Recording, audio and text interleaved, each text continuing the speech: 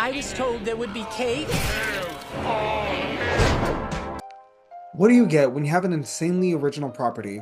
You take the bones of what makes it so beloved, turn up the comedy to 11, while also adding in emotional moments that allow characters to grow and become three-dimensional? Well, you get Helluva Boss Season 2. The season is 12 episodes released over the course of about 2 years, and you can feel it. The animation does get better and the writing does get tighter, but you also feel like priorities change as the season went on. Blitz and his motley crew of misfits continue their business as Revengers for hire, but as time goes on, we have more character moments for each. The season opens with the origin story of Blitz and Stolas and how they met. A common theme of the season is going back to Blitz's childhood to explain things and him trying to correct them, not letting his past define him, finally growing and moving forward. When Stolas' daughter Octavia is lost in the human world, Blitz, Stolas, and the gang go looking for her.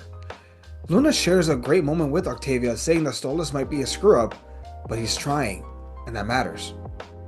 Episode 3 with Moxley's upbringing and backstory are pretty interesting, but also very telling of how Moxley conducts himself.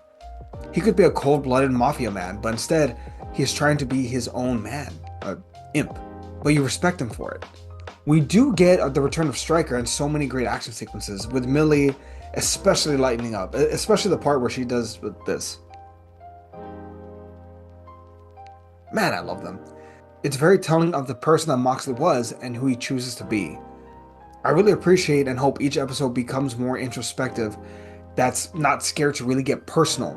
Up next, we have Blitz taking Luna for her shots while Stolas is abducted? I was gonna say kidnapped, but I mean, he's a bird. Avian nap? Anyway, Moxley and Millie save him after a brutally great fight with Stryker, as well as the introduction of holy weapons, which I'm willing to bet will play a role in the future of a potential crossover with Hazbin Hotel. Admittedly, episode 5 is probably the most underwhelming episode of the show, since it feels like Moxley and Millie are very out of character, while Moxley is trying to lead the mission for the first time. It's very whiny and goes against who he is. Episode 6 might be the biggest highlight, and all of its bangers that go along with it. Episode 6 might be the biggest highlight of the season, and all its bangers that come with it. Blitz and Fizz have a run-in that basically forces them to talk about their past, and we have the biggest jump forward so far in Blitz actually having a moment to reconcile and apologize for his youth. It's revealed that Blitz left Fizz to get hurt, but it wasn't on purpose. Blitz just couldn't get to him. There was a fire, there was a lot going on, and the guilt from that moment has bothered him for years, while Fizz has harbored some legitimate hatred for Blitz, and it's fair. More great fight scenes, more great comedy, especially like this song right here really comes to mind. Blitz is able to repent and save Fizz, thus becoming, I want to say, friends? Now, episode 7 reminds me a lot of the Angel Dust episode from Hazbin Hotel.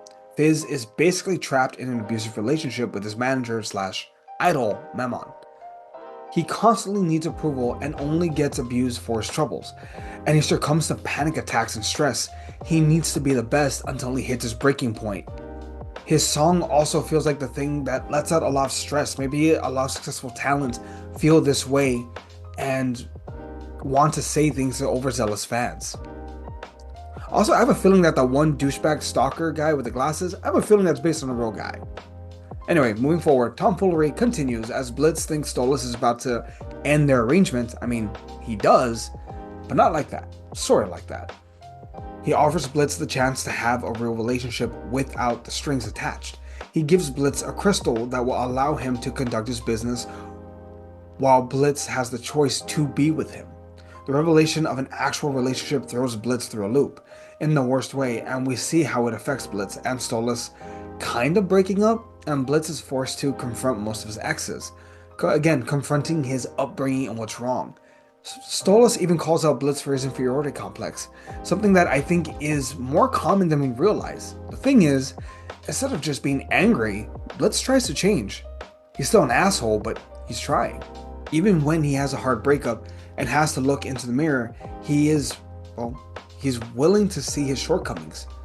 He sees his flaws. Hell, it takes Millie, one of his closest friends, to call him out on his bullshit, and he finally comes back to reality, only for his head to be on the chopping block. On the verge of death in a sham trial, Blitz makes the ultimate sacrifice to save his loved ones, and he's ready to die. It's only the last second intervention of Stolas that spares Blitz, but at the cost of Stolas' royalty and his powers for 100 years. I mean, there's clearly a commentary here on second set of rules for rich people versus us normal folk, but let's focus on the facts. Stolas was ready to die to save Blitz, and that was the push he needed for them to finally get together. It's endearing to see how humble Blitz can be, and honestly, it's amusing to see in Stolas, this royal owl being so humbled.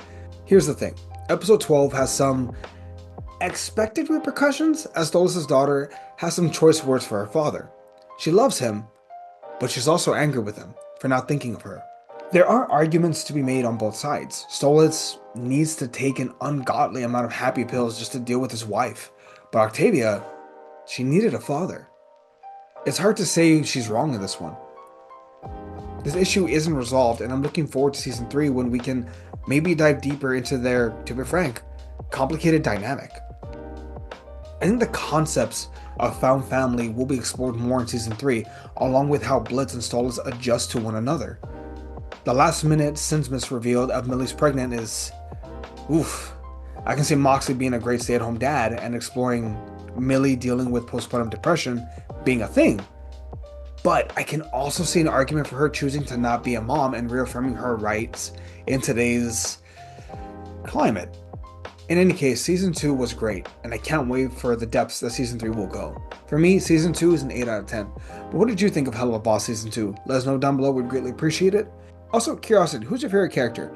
Mine used to be, like, hands down, it was Moxley. But now, I hate to say this, pretty sure I'm a Blitz guy. I like him. But what do y'all think? Yeah, we'll catch y'all next time. We'll see everybody.